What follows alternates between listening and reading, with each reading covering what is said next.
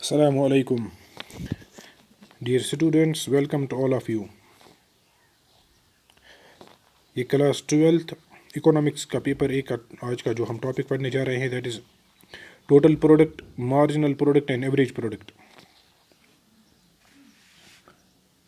कल हमने producers behaviour start किया था, उसमें पहले हमने टॉपिक पढ़ा था प्रोडक्शन फंक्शन। आज हम देखेंगे ये फिर हमने देखा था प्रोडक्शन फंक्शन में फिक्स्ड एंड वेरिएबल फैक्टर्स कौन कौन से होते हैं। इसी तरह से फिर हमने production function with one factor when one factor is a fixed factor and the other is a variable factor, वो देखा था। आज हम देखेंगे total product, marginal product and average product of the variable factor. देखिए टोटल प्रोडक्ट जो है it is the sum total of output produced by all units of a variable factor along with some constant amount of the fixed factor used in the process of production. Total product जो है, total output जो है, ये it is the sum of the total output. Total product जो है sum of the total output producer by all units of a variable factor. सभी variable factors कितना total output produce करते हैं, और उसके साथ साथ उस वेरिएबल फैक्टर के साथ साथ जब हम कुछ अमाउंट कांस्टेंट फैक्टर का भी, कांस्टेंट फिक्स्ड फैक्टर का भी कुछ यूज़ करते हैं प्रोडक्शन प्रोसेस में, तो वो वेरिएबल फैक्टर्स फिक्स्ड फैक्टर के साथ मिलकर, एक constant amount of fixed factor के साथ मिलकर कितना आउटपुट प्रोड्यूस करते हैं, उसके टोटल को हम कहते हैं, यानी उसकी समेशन को हम कहते हैं total product. So for example, let us consider labor as the variable factor and capital as the fixed factor. Assume also that along with some constant application of the fixed factor, the producer is using 1 through 6 units of the, say one machine, the producer is using one machine through 6 units of the variable factor. आप assume कीजिए कि कुछ constant application of fixed factor के साथ साथ एक producer जो है 6 यूनिट्स ऑफ लेबर एक मशीन के साथ इस्तेमाल करता है, तो resultant output is, so for example एक इमेजिनरी या एक जो हम यहाँ पर एज्यूम करते हैं कि आउटपुट इस तरह से बिहेव करता है। अगर हम पहला यूनिट इस्तेमाल करते हैं एक मशीन के साथ एक यूनिट ऑफ लेबर, तो हमारा टोटल आउटपुट कितना बनता है, यानी पहला यूनिट देता है 10, यानी दूसरा देता है 12, थर्ड 15, फोर्थ 12, फिर fifth 10 and sixth 6 units of the output corresponding to each unit of labor used। तो इसी तरह से इन सच अ सिचुएशन टोटल प्रोडक्ट फिर बराबर होगा 10, इन सब को सम अप करेंगे हम, total product is equal to 10 plus 12 plus इसको समेशन करेंगे हम, is equal to 65 units of the commodity. That means कि अगर हम एक मशीन के साथ 6 लेबर इस्तेमाल करते हैं तो हमारा टोटल आउटपुट होगा 65 units. We will be able to produce 65 units of the commodity. आप यहाँ पर देख सकते हैं total product is the sum total of the output of each unit of the variable factor used in the process of production. Total product जो है it is the sum total of output of each unit of the variable factor. हर एक variable factor fixed factor के साथ मिलकर कितना output produce करता है, उसके समेशन को हम कहते हैं total product. This is also called total return of the variable factor, कि टोटल रिटर्न कितना है वेरिएबल फैक्टर का। अब हम देखते हैं marginal product. Marginal means addition to the total, marginal means addition to the total, यानी marginal product means the output produced by using one more unit of the output, by using one more unit of the input, addition to the total output by using one more unit of the input. Suppose for example recall equation 1 and equation 4, equation 1 and equation 2 again. Suppose for example 40 units of commodity X is the function of 5 units of labor and 4 units of capital, and in the equation second 45 units of X is the function of 6 labor and 4 capital. We find that output, आप यहाँ पर देख सकते हैं कि output increase हो रहा है फ्रॉम 40 to 45, मगर उसके लिए हम इंक्रीज करते हैं labour units from 5 to 6, while the input of capital, that is capital, remains constant at 4 units. Here addition of output is 5 units is caused by an additional unit of labor. यहाँ पर आप देख सकते हैं कि addition जो हो रहा है टोटल आउटपुट में from 40 to 45, it is being caused और it is the result of increase in the input of labour. जो आउटपुट इंक्रीज हुआ है फ्रॉम 40 to 45, यानी 5 यूनिट से इंक्रीज हुआ है, it has been the result of increase in labour from 5 to 6 units. In economics, additional means marginal. In economics, additional को हम क्या कहते हैं? Marginal. So additional output is equal to 5 units. So additional output that is equal to 5 units is marginal product caused by an additional unit of labor, that is the sixth unit of labor, that or the variable factor. Thus marginal product of the variable factor may be defined as additional output caused by the use of an additional unit of the variable factor. यहाँ पर आप देख सकते हैं कि marginal product को हम कह सकते हैं, marginal product of the variable factor may be defined as the additional output. Marginal product of the variable factor may be defined as the additional output caused by the use of an additional unit of the variable factor. Marginal product variable factor का होता है, उसको हम define कर सकते हैं addition to total output caused by the use of an additional unit of the variable factor. यानी जब हम variable factor का यानी एडिशनल एक यूनिट प्रोड्यूस एम्प्लॉय करते हैं, जब हम वेरिएबल फैक्टर का एक एडिशनल यूनिट एम्प्लॉय करते हैं, यूज़ करते हैं, तो उससे आउटपुट कितना इंक्रीज हो जाता है, तो उसको कहते हैं हम, ये है वेरिएबल फैक्टर का marginal product. Other factors remaining same. Marginal product is addition. Marginal product is additional output caused by the use of an additional unit of the variable factor. Other factors remaining constant. आप यहाँ पर देख सकते हैं marginal product of 10th unit will be equal to total product of 10 units minus total product of 9 units of labor.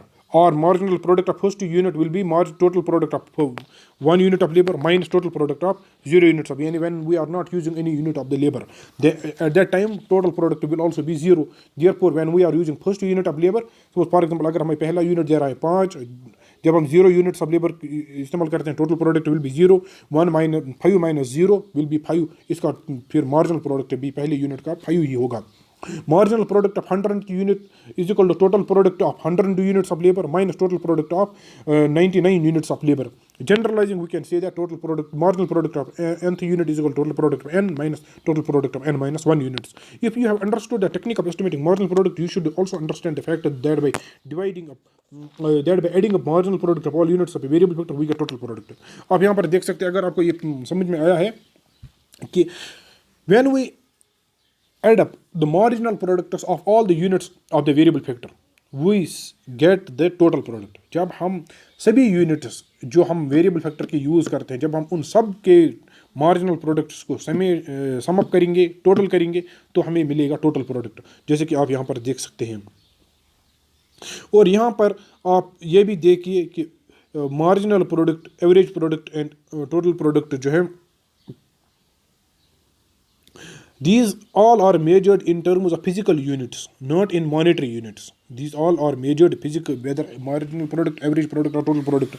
We are all in measuring these. We measure all of these concepts or all of these variables in terms of physical products, not the monetary, not in monetary terms, but in physical terms or in physical units. Average product जो है, it is the output per unit of the variable factor used in the process of production. Average product जो है, it is the per unit output of the variable factor used in the process of production. Average product जो है, it is the output per unit of the variable factor used in the process of production. Consider the following equation. देखिए, अगर हमें 5 units of labor 40 units of output देते हैं, that means कि 40 is our total output divided by 5 units of labor. 40 divided by 5, 40, it says that 40 units of 40 divided by 5 is equal to 8 units. यानी that means कि हर unit जो है labour का, variable factor का, वो हमें 8 units of output प्रोड्यूस करता है. It says that 40 units of commodity X are produced when 5 units of the variable factor are used along with 4 units of capital. देखिए यहाँ पर average product is equal to total product divided by units of labor employed. 40 divided by 5 is equal to 8 units. अब अगर हमें 5 units of labor, so for example 80 units of output देते हैं, then average product will be 80 divided by 5 will be equal to 80 divided by that will be equal to 16. That will be equal to 16. यानी it will double.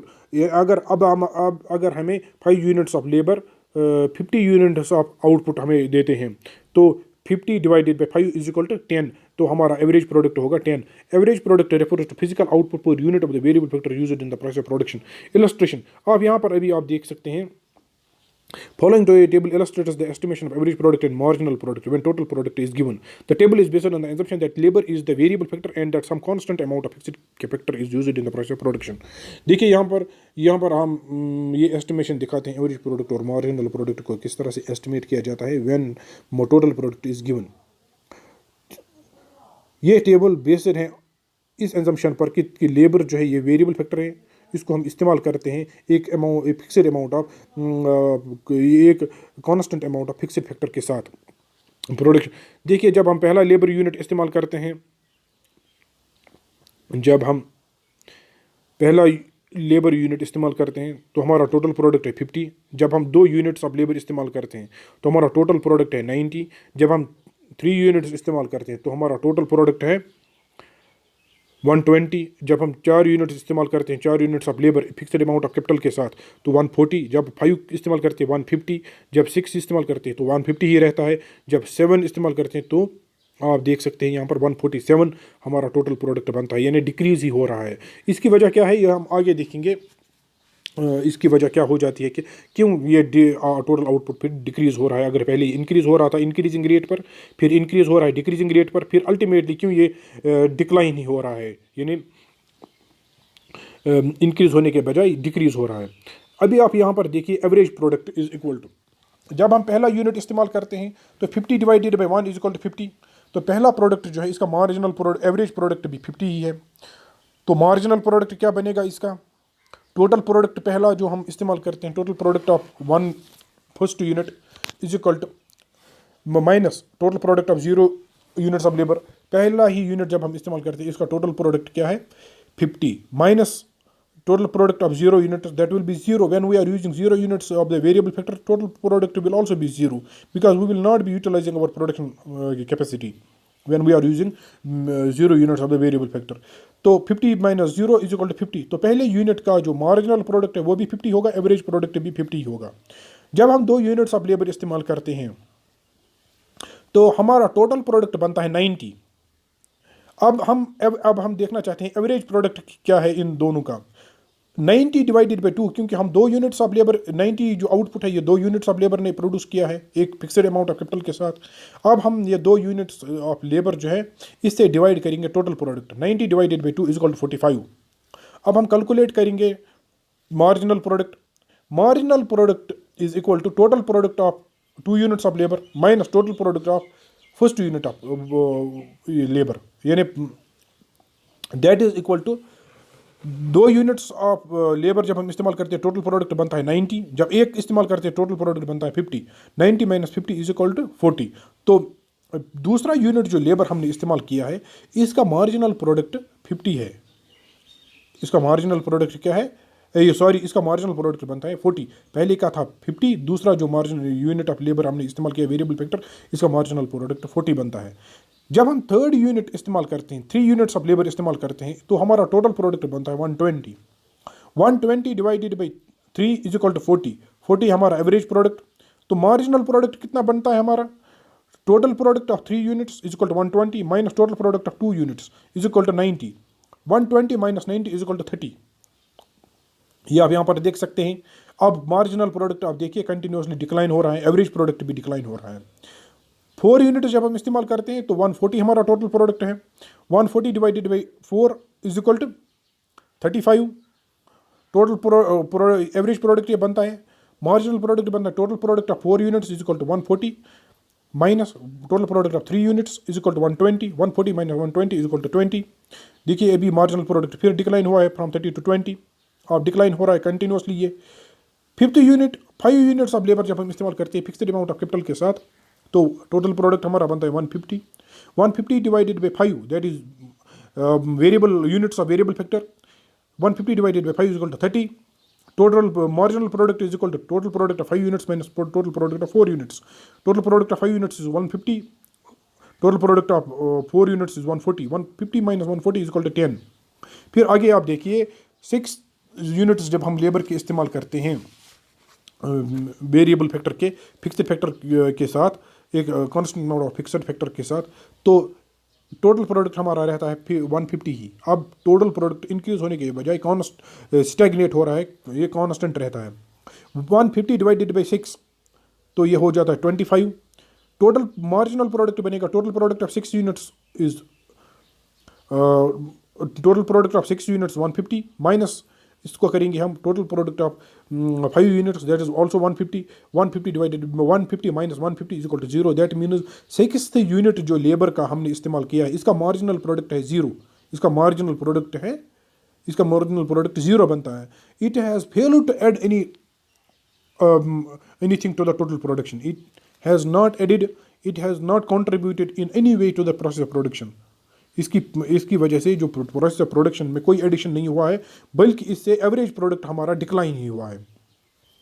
इसके बाद अभी आप देखिए ऊपर नीचे जब हम देखेंगे 7 यूनिट्स ऑफ लेबर जब हम इस्तेमाल करते हैं तो टोटल प्रोडक्ट हमारा डिक्लाइन हो रहा है from 150 to 147। 147 divided by 7 is equal to 21। अब हमारा एवरेज प्रोडक्ट फिर से डिक्लाइन हुआ है जब हमने 7th यूनिट ऑफ लेबर इस्तेमाल किया है। तो आप यहाँ पर देख सकते हैं total product of 7 units is 147, total product of 6 units is 150। तो marginal product is equal to 147 minus 150 is equal to -3। अब हमारा मार्जिनल प्रोडक्ट जो है it has become negative when we are employing more than 6 units of labour, 6 units of the variable factor और labour. अब आप देखते हैं कि मार्जिनल प्रोडक्ट हमारा डिक्लाइन हुआ है। When 6 units of labour are employed, total product आप देखिए जब हम 6 यूनिट्स ऑफ लेबर इस्तेमाल करते हैं आप देख सकते हैं कि हमारा टोटल प्रोडक्ट की अगर हम एवरेज प्रोडक्ट को एडअप करेंगे by the units by the number of, अगर हम एवरेज प्रोडक्ट को मल्टीप्लाई करेंगे by the number of variable factors और the units of variable factor, units of the variable factor employed, अगर हम एवरेज प्रोडक्ट को मल्टीप्लाई करेंगे by the units of variable factor employed तो हमें मिलेगा टोटल प्रोडक्ट। आप यहाँ पर देख सकते हैं total product is equal to add when 6 units of labor are employed, average product is equal to 25, units of output, units of variable factor employed is 6, 25 into 6 is equal to 150। आप यहाँ पर ये देख सकते हैं कि हमने सिर्फ एडअप किया है मार्जिनल प्रोडक्ट को हमने एडअप किया है या एवरेज प्रोडक्ट को हमने मल्टीप्लाइड किया bye the number of units by the units of the variable factor, तो इससे हमें टोटल प्रोडक्ट मिलता है। या इस तरह से भी हम कर सकते हैं समेशन ऑफ मार्जिनल प्रोडक्ट। आप यहाँ पर देख सकते हैं जब हम 6 यूनिट्स ऑफ लेबर इस्तेमाल करते हैं तो आप ये जो मार्जिनल प्रोडक्ट्स से भी यूनिट्स ऑफ लेबर के वेरिएबल फैक्टर के इनके मार्जिनल प्रोडक्ट्स को आप एडअप कीजिए। 50 + 40 is equal to 90 + 30 120, 120 + 20 140 + 10 is equal to 150 + 0 is equal to 150 ही ये होता है। तो एवरेज प्रोडक्ट फिर बनता है total product that is 150 divided by 6 is equal to 25. Marginal product of 6th unit, that is total product of n minus total product of n minus 1 is equal to total product of 6 units is 150, total product of 5 minus total product of 5 units is equal to 150 is equal to 0। 6th unit जो है unit जो है labour का या variable factor का उसका marginal product 0 बनता है। Likewise when 7 units of labour are employed, तो आप यहाँ पर देख सकते हैं तो इससे भी हम जब 7 यूनिट्स हम ये लेबर के या वेरिएबल फैक्टर के इस्तेमाल कर सकते हैं, इसके एवरेज प्रोडक्ट से भी हम टोटल प्रोडक्ट यानी डराइव कर सकते हैं। एवरेज प्रोडक्ट जब हम 7 यूनिट्स इस्तेमाल करते हैं average product is 21 multiplied by 7 is equal to 147। इसी तरह से इनके मार्जिनल प्रोडक्ट्स जो है उससे भी हम ये इनके मार्जिनल प्रोडक्ट्स को जब हम इनकी समेशन जब हम करेंगे तो हमें टोटल प्रोडक्ट मिलेगा at the level when we are using 7 units of variable factor. आप यहाँ पर देख सकते हैं कि ये बनता है 147। फिर आप एवरेज प्रोडक्ट देख सकते हैं 147 divided by 7 is equal to 21। फिर आप यहाँ पर देखिए marginal product of 7th unit is equal to total product of 7 minus total product of 6, total product of 7 units is equal to 147, total product of 6 units 150 is equal to -3।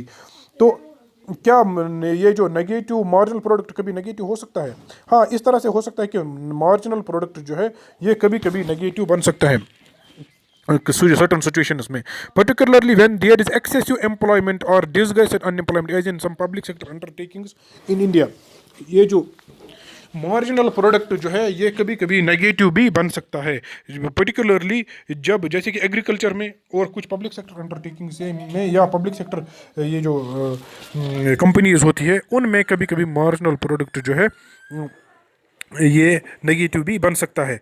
जैसे कि agriculture में हम mostly देखते हैं कि disguised unemployment होता है कि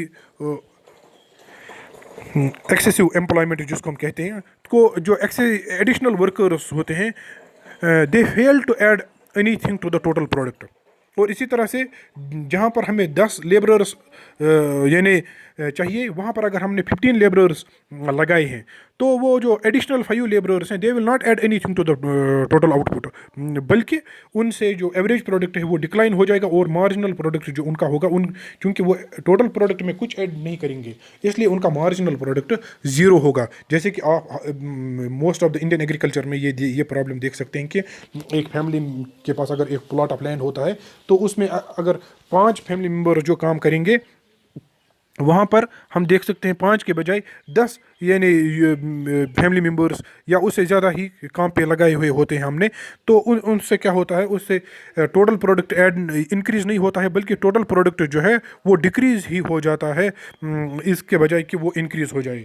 तो इससे हम देखते हैं कि मार्जिनल प्रोडक्ट जो है चूँकि वो टोटल प्रोडक्ट में कुछ एडिशन नहीं करते हैं, वो एडिशनल लेबरर्स इसलिए हम देखते हैं कि उससे उनका मार्जिनल प्रोडक्ट जो है वो ज़ीरो हो जाता है। जैसे कि आगे हम देखेंगे कि किस तरह से ये एक्सेसिव एम्प्लॉयमेंट, जैसे कि most of the public sector undertakings में ये चीज़ें हो जाती हैं और इससे ये जो होता है वर्किंग एफिशिएंसी भी इनकी डिक्रीज़ हो जाती है बिकॉज उनका मार्जिनल प्रोडक्ट जो है वो नेगेटिव बन जाता है